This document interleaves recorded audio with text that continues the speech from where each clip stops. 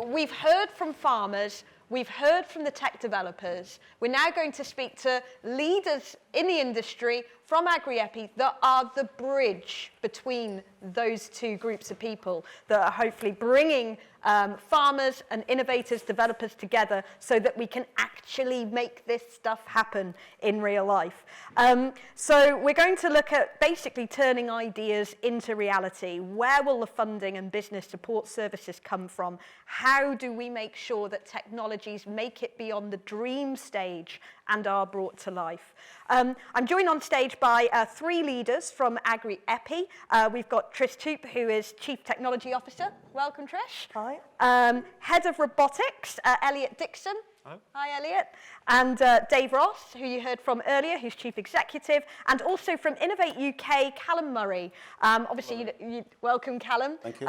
Innovate UK is obviously the government agency which supports business innovation across all sectors, not just farming. I'm actually going to start with a very big question first for you, Calum. What is your strategy at Innovate UK to support future innovation in agri-tech specifically? Okay, thank you very much, Anna. The strategy is fundamentally to engage with business, first and foremost. What we do within Innovate UK is try to make things happen that would not otherwise go ahead. Okay. So we need to understand, first and foremost, what the challenges are, why these challenges aren't currently being resolved with current technological solutions, and understand why industry is not in a position to deliver these solutions because of the inherent risk that's associated with it. Now, the area I look after in agriculture and food spans from primary production right through to the point of consumption and purchase by consumers, and we're moving beyond that. But if we can properly recognize the extent to which any key issue is developing within a sector, labour just now being another one, or the availability or lack of availability within the agricultural chemistry, for example, and understand the risks associated with taking that forward. If we can then work with business to get the inspiration from them as to what they need to do to drive that generation of solutions forward, then we would help, through a competitive process, try and fund that. If industry comes to us and says, here's a challenge, we've got a fantastic solution, it's definitely going to work, and we're all going to make $1 million out of it, then we leave industry to do it themselves. So there has to be risk associated, so that the public purse can put money in to, as I say, make something happen that would not ordinarily go ahead.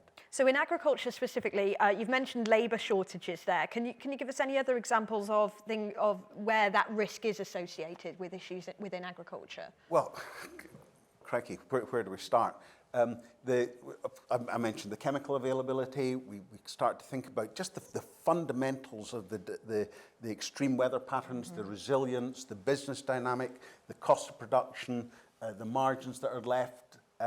All of the above comes into play. Not, we talk about biotic and abiotic stress factors that come into play here, both of which are largely out with the control of farmers. So when we think about the potential technology solutions that apply to all of those, then we can either come up with some kind of thematic support, and by that I mean a competition, a funding round that directly focuses on that area, or we can have what we call a kind of responsive round, which allows farmers to come to us, I should say farmers and the supply chain, up and down the supply chain, to come to us with potential solutions and find a mechanism to support them when the time is right for that particular technology to be developed. Fantastic, and we've heard some examples today, of course. Yeah. Dave, on to you. So Agri-EPI exists to bridge the gap between tech developers and tech users. How is that bridge coming along, and what barriers are proving a little bit difficult to break down? What barriers are there that are still preventing agri-tech being taken up in the best possible way? Okay. There's never enough resource, but right. I would say that, wouldn't I?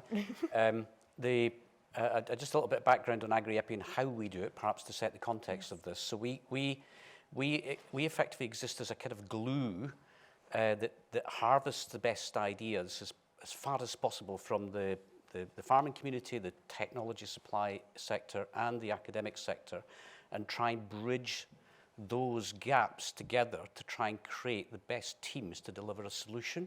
And predominantly that solution is driven by industry, and obviously our main funder, Innovate UK, operate in the space as a funder, so we look to Innovate UK and other funding mechanisms to help effectively, as Calum emphasised already, that effective market failure that's stopping that happening.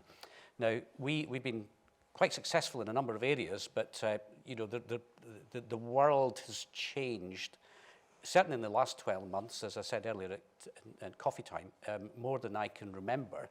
The volatility and the change in the last, farmers will be aware of this. There is both a challenge and opportunity that's multidimensional in farming at the minute that we've got to address. There's the productivity gap, which people talk about, where our total factor productivity is lagging behind France, Germany, the USA, other countries still lagging behind. And there's the challenges of net zero, there's the challenges of biodiversity and everything I mentioned earlier in my talk this morning. So there's no shortage of particular areas where a technological solution could be developed and adapted, both for this country, for the UK, but actually increasingly internationally. So what we're looking to do is to try and bridge the gap between a deployment in the UK, but actually use and develop that for a global marketplace. But what's getting in the way? So we are, as I say, we're trying to put these market failure resources in place, like you know, capital resource equipment that companies can use, sites across the world where UK companies can perhaps test technology in marketplaces which could be big, but have infrastructural and political challenges in which to operate, but are big markets. The other area where I'll touch on is actually one of the things which we've discovered in a lot of our research has been what we call the Valley of Death. What's that? Right, okay, so the Valley of Death is, there's a lot of government money goes in, actually a significant amount of government money goes into what we call the earlier TRL solutions, which is the core science in the UK. We're very well known for our core science, and a lot of resource goes in there. Innovate UK plug a gap in what we call the technology readiness level, for those that don't know, in the kind of mid-range 3 to 7. And the 7 to 10, where a number of our commercial partners will, I'm sure, put their hand up and say, actually getting resource and investment in their companies to take them through that commercialization phase into revenue generation and profit making and delivering the solutions for the farmers is one of the most difficult areas. So we've developed, we hope, an embryonic solution in the past few weeks called an agri-tech investment advisory service that actually joins together international players, financial investors globally and in the UK with the companies that are seeking to secure that investment where there's capital demands in order to take their company forward. So we're plugging as many gaps as we can within the resource limitations that we have within the company and trying to foster it and generate successes, because there's nothing better than demonstrating to your sponsors that if we demonstrate success right through to global, not global dominance, but global solutions, that actually provides a cast iron reason to continue that pipeline and grow that pipeline for a sector now that I think has got almost the universal biggest net zero challenge in 10 to 15 years' time, and will need to grow by about 50 to 60% by 2050 to feed the population that exists then. We are in an industry that has huge challenges and huge opportunities.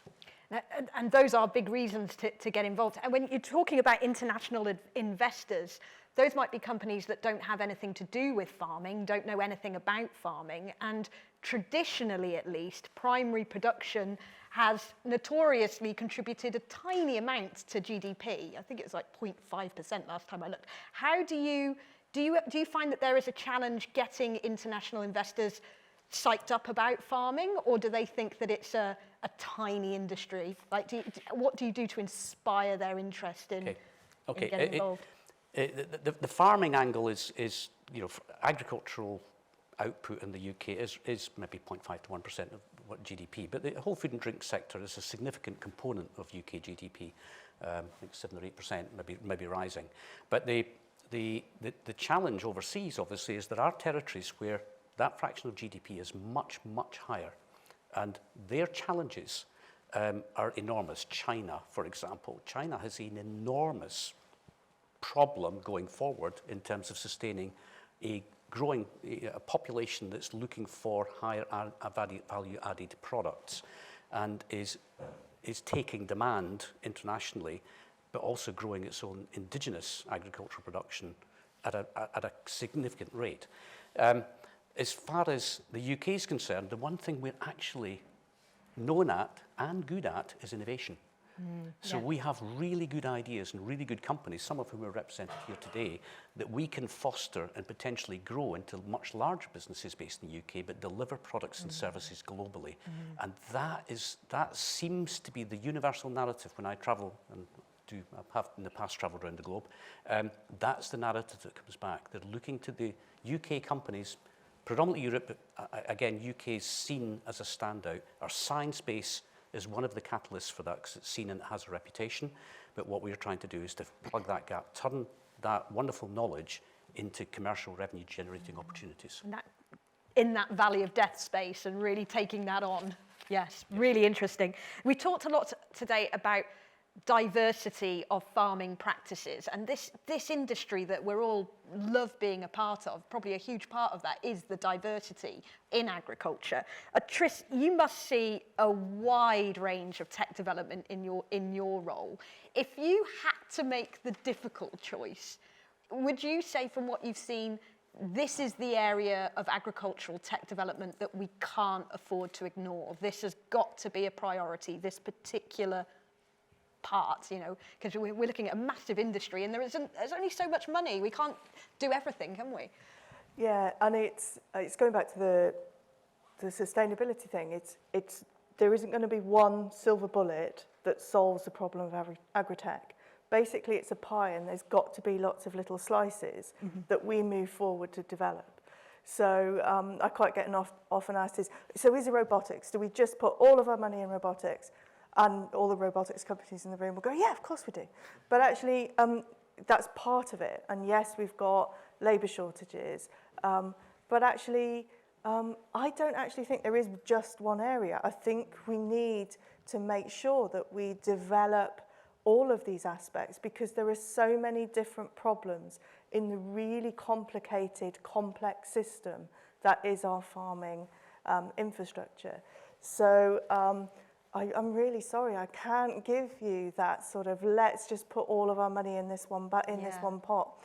And yes, sometimes I feel as though I need several more brains to try and sort of go across the whole scope of the agricultural system and all of the technology that needs that. And I've got a really diverse background, starting in engineering, doing something with biochemistry, just basically wandering through exciting things to get me where I am.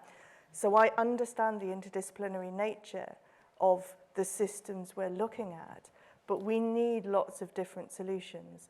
And coming from an automotive background, it's sort of this continuous improvement, this Kaizen, this looking for the small gains that actually, if Jo on her farm makes a small gain, but that actually makes a big difference to her farm in sort of 2 or 3 years' time, that makes it more profitable, that makes it more sustainable, and that will have an impact across hundreds of farms, thousands of farms if we go globally. So it's looking for each of those particular areas, and for us, making sure that we give everybody help, because actually sometimes it might seem like a really mad idea, but actually there's a kernel in there, and we go, yeah, that's a great idea, looking for a niche. And what we do then is try and find them that niche in farming to make that sort of idea great. So you think that, if I've understood you right, it's kind of, we can get the gains and the benefits we need by giving a whole range of things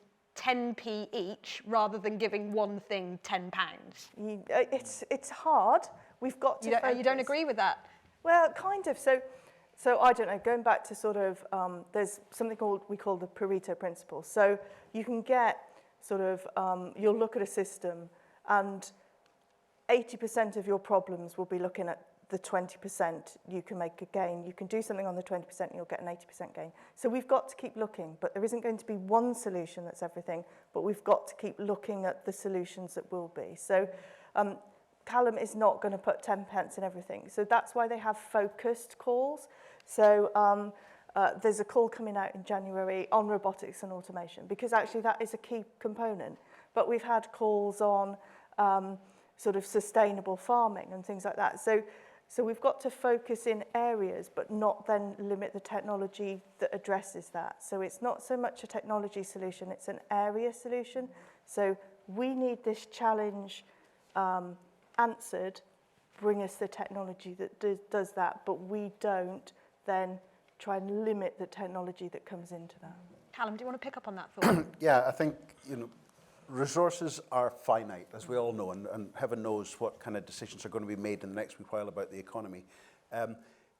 Since I started with Innovate UK in 2010, we've committed something like £250 million in direct grant aid support to the agri-food sector.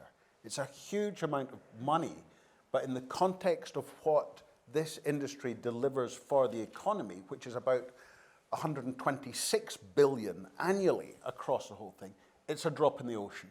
So what we need to do is to identify those areas that are likely to deliver the greatest impact and give us value for money and value to the UK economy, because we're not being philanthropic here just for the hell of it. What we want to do is to drive growth within the economy so that Innovate UK is part of the strategic recovery of the economy as a whole. Agriculture and food is a huge part of that economy, so it's right and proper that we invest in it. But we have to make the arguments for that funding up against energy, health, automotive, aerospace, all the rest of it. So people will ask, why should we invest in agriculture and food, and what will the public get back in return for that investment? And can we hold our own as an industry against health, against energy? Having just come out of a pandemic, it's quite difficult to make these arguments, because clearly the focus is a lot on health, and with the energy crisis just now, clearly there are big challenges there. But the fundamental supply of food and the resilience in the food supply sector was clearly highlighted during the course of the pandemic. So our currency, if you like, within government and across the cabinet has risen, I think, as a consequence. So short answer, yes, we can, but it requires all of you guys and all of the people developing the technologies to give us the good news stories so that we can build on that $250 million so far and encourage DEFRA, who have now committed something around 200 million plus over the next 5 to 8 years in supporting the Farming Innovation Programme. So this is all happening, genuinely happening, but we absolutely need to be in a position to start to showcase some impact. And demonstrate how it helps ordinary people, the general public, consumers. Yes, exactly. It's like when I'm running a course talking to farmers about telling stories, and it's a kind of a similar principle. It's like, yes, you might care about this, but you've got to demonstrate why somebody on a bus in London is going to find this interesting. And it's the same with agri-tech. It's like, and it's not just holding our own against it, it's linking our agri-tech gains into health and energy, because actually if we get it right with the food and we're producing the right food, that has a massive impact on health. So actually we can do that in a more sustainable, healthy way. That's a link. And energy, there is a food, fuel, feed nexus where actually that, are we using that farming land to grow biomass, or are we doing it to feed animals, or are we doing it to feed people? We can do all of that if we actually think really smart about these systems and have that circular principles, and we stop this sort of linear consumer to waste sort of situation that we've had in the past. I'm coming to you right now, Eliot, but just to pick up on that, do you think that's appreciated in government where agriculture and food crosses over with health and energy and how interconnected they are? Do they get that? Yes, absolutely. One of the elements that we're considering, it was mentioned that the National Food Strategy, Henry Dimbleby's report, and the government strategy thereafter, absolutely recognises that the supply of good, safe, affordable, nutritious food for all is a key element of any civilized society. And underpinning the health of society through the provision of that food is why we're all here. Yeah, absolutely. And we'll be trying some of it shortly. So I just, Eliot, I just want to touch on, and Trish kind of set this up brilliant for me, how the robotics silver bullet, and how, you know, it is, when people talk about agri-tech that don't know much about agri-tech, and that would probably be people like me, you go to robotics straight away because it has had quite a lot of coverage, people are talking about it. But I see so many farmers and growers getting really frustrated at this idea that automation is the answer to all their woes, that the robots are going to save us, that the robots are going to solve everything, save us from the labour shortages. But, you know, in my job, you know, for BBC Countryfile, I've filmed robotic strawberry pickers in action, and they have a long way to go. Those things are slow. Like, compared to a human hand, the dexterity of a human hand, a robot picking my strawberries for breakfast, I'd be late for work. And, you know, even established robotic milking machines, which have been around for a long time now, are still only used on 10% of UK dairy farms. So is it time to fess up to an uncomfortable truth around robotics? Obviously, a roboticist, I'm really excited about the robotic solutions we've got being developed here. There's quite a few roboticists here, and always love being involved in those projects. But yeah, you're right, that they're not the final solution to everything we want to do. Really, robotics is one of many solutions we have in our belt, and the ones we pick is down to a really good understanding of the problems. Now, the designing a solution is not about just creating the solution, not just implementation. I think, you know, I'm a research engineer, and over the years, it's really been thrust down to me that the design is the most important part of creating any product. You have to really, really understand your market, and obviously for us, our market is farmers. So the most important thing is talk to the farmers, understand their problems, understand the issues they're going to face in several years. But many of them would say they don't feel understood, Well, and that they are trying to say this, but yeah. people keep saying, it's okay, the robots will sort it. And that is true, that happens. We do have to face that as, a potential issue in the industry, and everyone has to try really hard to look at the problems, design your solution, make sure you're fixing the right problem. Yeah. And you know, that's why Agri-EPI Centre is here to some extent. We're there to help engage with farmers initially, understand the problems, look deeper so that the farmer will say a high-level problem they're facing, you need to understand that at a lower level and just build through in layers until you've got a set of solutions that work well, and then go and test it. What do you, I mean, you work, you know, it's really important to hear from the people who are actually developing the technology. From what you see, Eliot, are you kind of like, yeah, robots aren't really cutting it in this area, but they really are here, and we've got to push this. So, you know, if you could have the ear of someone that could really push robotics forward, where would you advise them to focus? A robotic system finds it easiest to work in a very controlled environment. Okay. That's why the milking robots are so far ahead in terms of autonomy, because you really control that environment. You hold that cow in place. For other systems, perhaps vineyard robotics, that's a slightly more controlled environment. You're closed off. An arable environment is very tricky to work in. It's very complex. You've got people walking through it. And to be honest, that's a hard problem to solve. So the easiest things are try to simplify environment, work on creating the infrastructure around it. But then also work on one area we lack, I suppose, is making sure we can have reliable testing. Now, the testing season in agriculture is, 2 months of the year, if that. If we can extend that, that makes it a lot easier. Fantastic. Just a question to anyone that wants to jump in on this. What do you think is the best way to inspire innovation in agri-tech? How do we make it really attractive to somebody who might work in the automotive industry or might work in space technology or nuclear technology or anything else, to kind of think, oh, actually, yeah, I want to innovate in agriculture? How do you dangle that carrot? I think it's a great question. I'm very fortunate to work in an environment where, as you rightly say, Innovate UK covers all sectors, okay? And what we need to do is make sure that we share our challenges with my colleagues within the organisation so that they understand that they can come and talk to me with a potential solution that they already have, is a really exciting place to be, if you like, to be able to engage on that front. Slightly unfortunate that we're digital by default now. We're not all sharing an office, but nonetheless, it's absolutely a real part of what we do.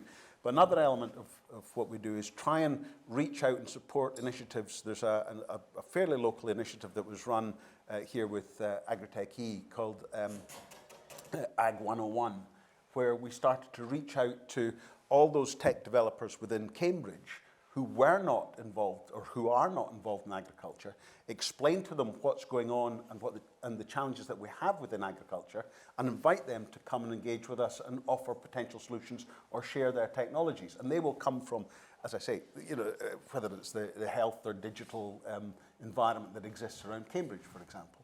So these are the kind of initiatives that we can do to reach out and try and draw in and stimulate a level of excitement amongst other industries so that they can engage with us. Fantastic. Dave, did you want to say something on that? I can maybe provide an anecdotal example, because there was one project we were involved in, which I think is still on the website, called 5G Rural First. And that was sponsored through a government department called Department of Culture, Media and Sport. And it was really to promote the advantages of 5G, which we're now all having on our phones. But 4 years ago, 5G was in its infancy. And one of the challenges of 5G, or even 4G or 3G in some locations in the UK, it still doesn't exist. And one of the areas that we wanted to show and highlight was the benefits of high bandwidth rate communications technologies. Now, that all sounds very boring and very technical, but we pulled on a company called Cisco as a partner, and we pulled on a company called the British Broadcasting Corporation as a partner, and ourselves, which we were mixing it with slightly larger players than we had done previously. But the anecdotal one I was talking about in terms of inspiring the younger generation is that they came to me with an idea of actually digitizing a cow for school children. And I thought, right, okay, run this past me again. We want to actually allow school children to pick subherds of a herd of cows based on their environmental or performance footprint, with real data generated through your 5G infrastructure on your real cow herd. Okay, I will run with it. So they created the app, and thousands of school children downloaded, and they started competing. And they started, well, my cow's Daisy 2 and Daisy 3, and I'm going to do this, and my cow.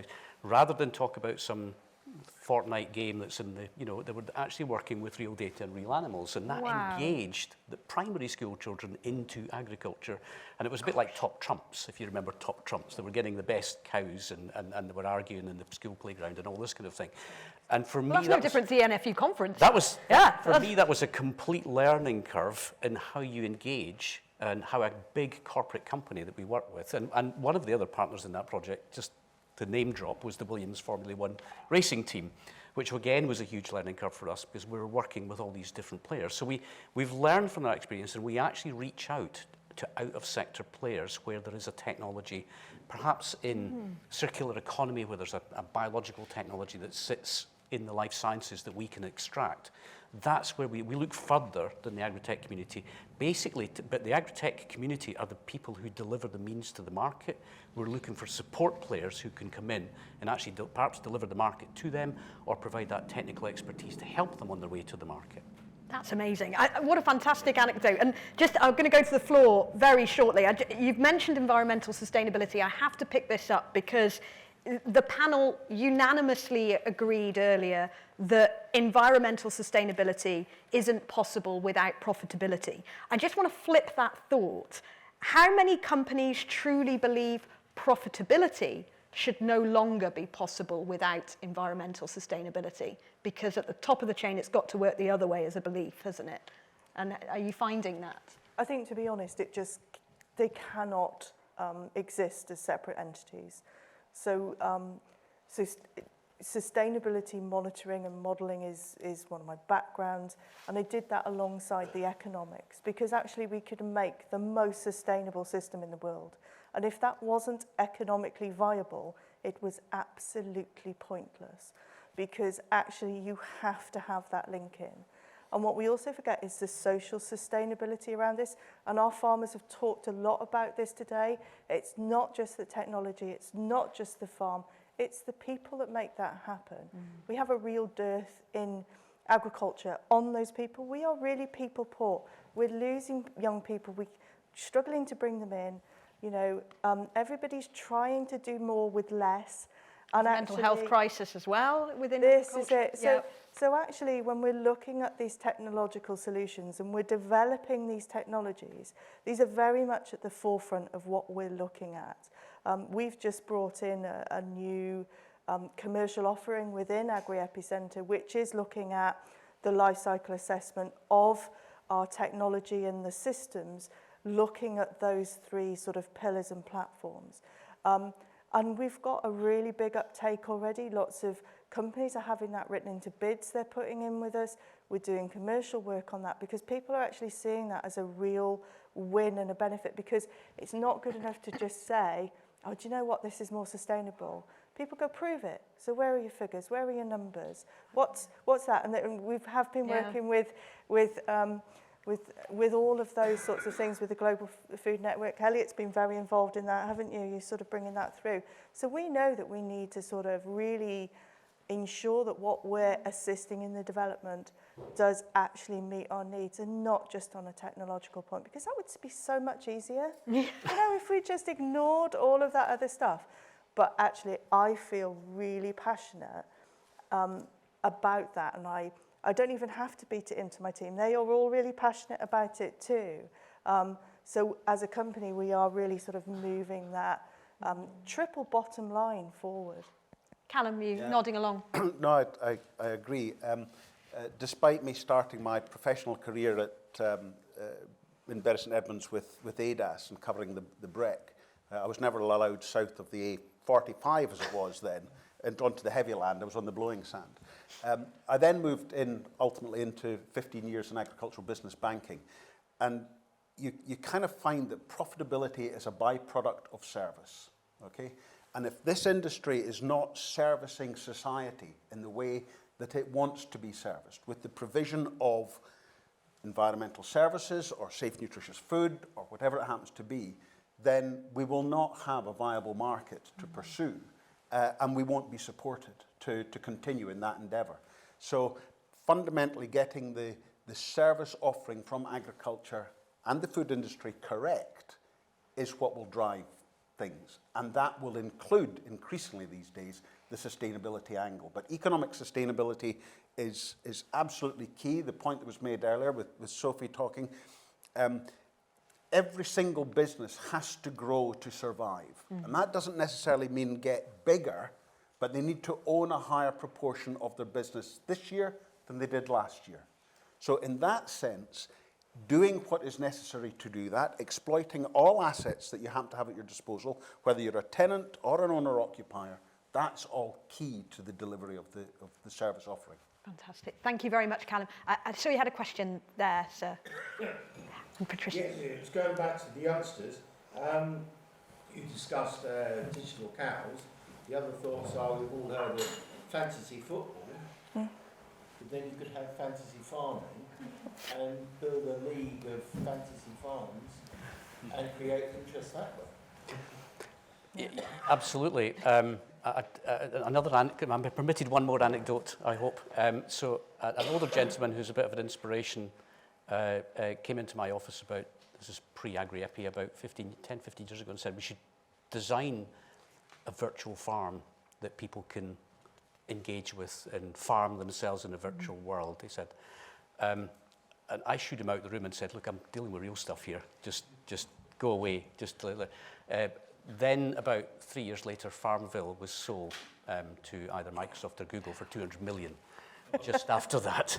And I went, it was there. So that's one that got away, but you're absolutely right. In order to, two things, the welfare of farmers, the whole farming families and communities and rural populations, very rural populations, really needs digital infrastructure in order for them to be part of the interconnected world. So that was one of the main reasons for promoting that 5G infrastructure, to try and get, in fact, we managed to get 5 billion from DCMS to take that project. I can't even remember what the project is, but it's underway at the moment to try and get these remote communities connected. But with that means that you can start to think about all these gaming ideas. And another anecdote, we work with a gaming company to create the digital cow, which is called SmartView. It's on our website, where the vet can remotely dial in, the farmer can go around and look at his cow. I know Sophie knows this project, where it automatically recognises the cow and puts its whole diagnostic history and its live data in front of you on a head-up display. That was the gamer technology that came in. We drew the game technology in because we knew that they knew nothing about cows or anything like that. Only 6 months into it, they had to know an awful lot about cows and deliver that technical solution. And there's a commercial partner involved in commercializing that now. But absolutely connecting the wider sector, but also thinking out of the box in terms of engaging the wider population in our sector. Calum's exactly right. We're in competition against very highly vertically integrated sectors like automotive and aerospace. There's only about 3 or 4 companies in aerospace worth talking to. In automotive, it's increasingly convergent. We are a diverse community. We need to speak with a single voice to force, encourage is probably the better word than force, but to encourage continual investment in our sector, because we see it as being important for the future for sustainable food supply for the world. Not just the UK, for the world. Yes. I just wanted to say that one of the major issues we are facing is a global food crisis, which also is impacting the UK. We just did a summit with VIT on that. And you have food banks popping out everywhere. So in looking at bridging the gap, how do you intend to integrate the community in solving the problem? Because the production needs to be pumped up. So we need to really engage the community in small farming.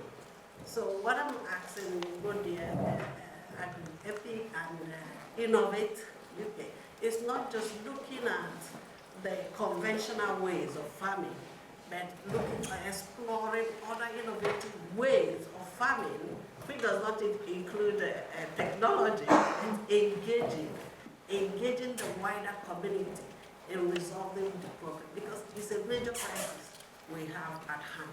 Yeah, no, you're right, you're absolutely right, and I'm sure the room is dominated by those in traditional farming. We've just undergone a little bit of an initiative internally called the Future Economy Review, and proposals. We had to submit and compete against all these other sectors to try and secure funding for 2 proposals in this space. One is novel low emissions production systems that would start to embrace controlled environment agriculture, insect proteins, all of these new evolving and developing industries that are coming forward. And the other proposal was just loosely branded Better Food for All. We start thinking about the affordability of food, the food compositional quality, how we deliver really good, nutritious, enjoyable convenience food, if you like, to demographics that don't necessarily have high incomes and are caught in what Henry Dimbleby described as the kind of fast food or the junk food cycle. So trying to tackle these 2 other elements, if you like, alongside traditional agricultural production is part and parcel of what I'm having to consider kind of on a daily basis. Just one more question over there at the back, sir. Without wanting to denigrate robotics, have we developed sensors sufficiently and in a cost-effective way? And I mean that particularly with determining emissions, of gaseous emissions, so nitrogen and carbon, that would help somebody like Joe, who's made a decision to select livestock on reduced methane output. How does she prove that in a cost-effective way? Okay, so I'll take that one. So the sensor development is coming forward in leaps and bounds. We've been having some conversations this week with some absolutely amazing technology that we're going to look to try.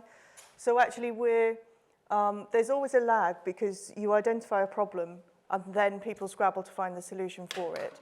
So sensing technology is something that we probably talk about in our team pretty much every time we meet. So sensors are coming forward. It depends on what level you're looking at. So just actually to see a reduction maybe in a methane emission from an animal, that might be easier than if we're looking down to see whether that animal is having some sort of illness earlier from a breath or a sort of an effluent sensing, for want of a better word. So sensing is coming forward. We're working with a lot of companies on that. The problems is sensors work quite well in controlled environments, and we're back to this again.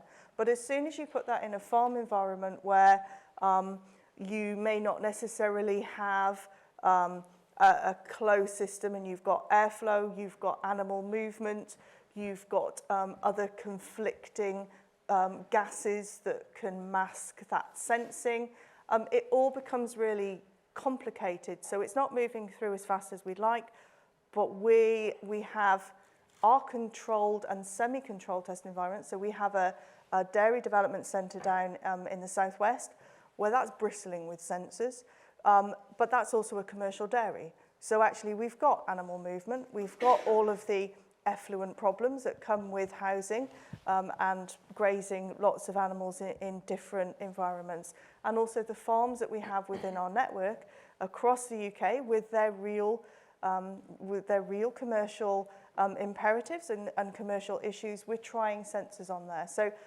Kevin, I don't think we've got the actual answer yet, but I think we're quite close with some of those sensors. I think they're getting there quite quickly.